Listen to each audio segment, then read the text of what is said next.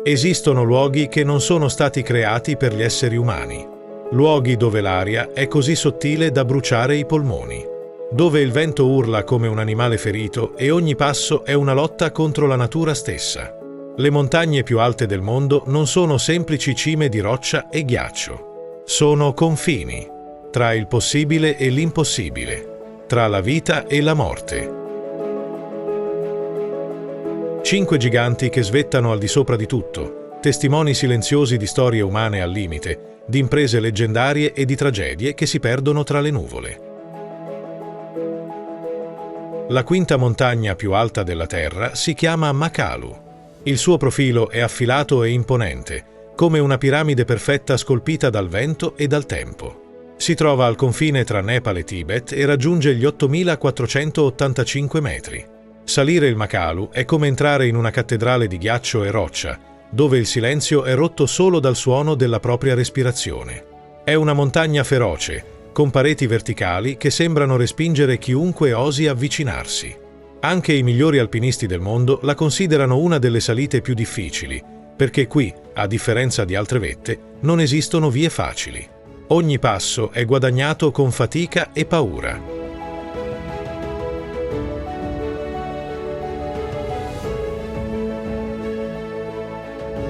Appena sopra il Makalu, al quarto posto, c'è il Lhotse, 8.516 metri di puro terrore verticale. La sua parete sud è una delle più spaventose al mondo. Un muro di ghiaccio e roccia che sembra quasi incompleto, come se la natura stessa avesse rinunciato a finirlo. Il Lhotse è il fratello minore dell'Everest, collegato a lui da una sottile cresta di ghiaccio e vento, ma il Lhotse è diverso. Più selvaggio, più solitario. Qui non ci sono folle di alpinisti in fila per la vetta. Solo silenzio e pareti di ghiaccio che precipitano per migliaia di metri. Il terzo gigante è il Kangchenjunga, 8.586 metri. Un nome che suona come un canto antico. È la montagna sacra, quella che le popolazioni locali venerano come la dimora degli spiriti. Scalare il Kangchenjunga è come entrare in un territorio proibito, dove ogni pietra, ogni crepaccio sembra osservarti. Qui le condizioni meteorologiche sono brutali e imprevedibili. Nevicate improvvise, venti capaci di strapparti via dal terreno, temperature che congelano il sangue in pochi istanti. E poi c'è la solitudine, perché il Kangchenjunga, nonostante la sua altezza, non è affollato come altre montagne più famose. Qui sei solo, completamente esposto alla volontà della montagna. Al secondo posto c'è il K2, il killer delle montagne. 8.611 metri di pura ostilità. Nessuna cima ha una reputazione più spietata. Non è solo la seconda montagna più alta del pianeta, è la più letale. Una montagna che non perdona errori. Ogni sua via di salita è un campo di battaglia contro il ghiaccio, la gravità e la tua stessa mente. Sul K2 non esiste margine di errore. È una piramide di roccia e ghiaccio che sembra progettata per respingere ogni forma di vita.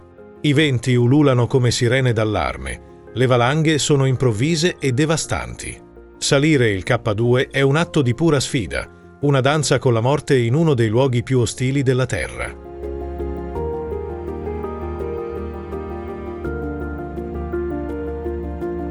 E poi c'è lui, l'Everest.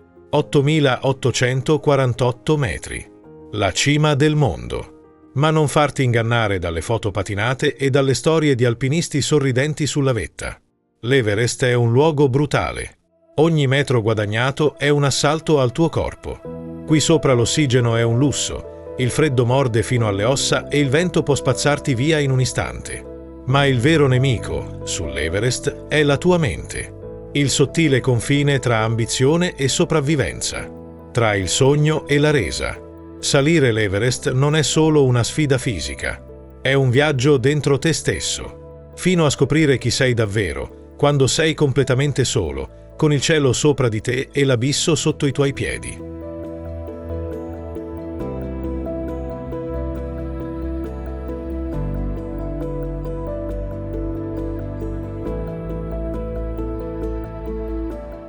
5 montagne, 5 leggende, 5 porte aperte sul limite estremo dell'esistenza umana. E ogni anno nuovi alpinisti arrivano ai loro piedi con la stessa domanda negli occhi. È possibile superare l'impossibile. È possibile conquistare l'inconquistabile. E queste montagne, antiche e indifferenti, osservano e decidono, di volta in volta, chi concedere il passaggio e chi invece resterà per sempre tra i loro ghiacci.